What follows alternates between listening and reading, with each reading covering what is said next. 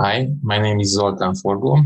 I'm assistant professor at the Sapientia University and head of the mechanical engineering department. The aim of my 3D lesson is to talk to the students about the automated assembly.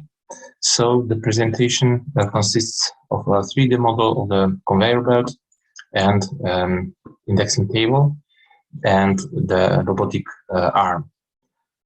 My lesson contains some audio quiz, locate, audio, video, locate, video identify, video, 3D playback locate, to speak about each of them parts.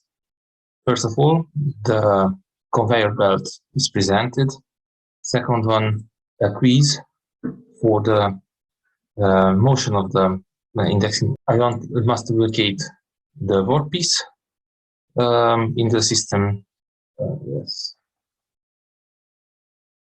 it is presented. Okay, and actually, I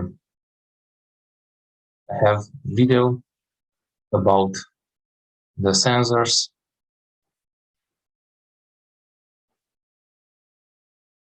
And of course, I have a 3D presentation of the indexing table, in which the motion of the indexing table is presented to the students. Thank you.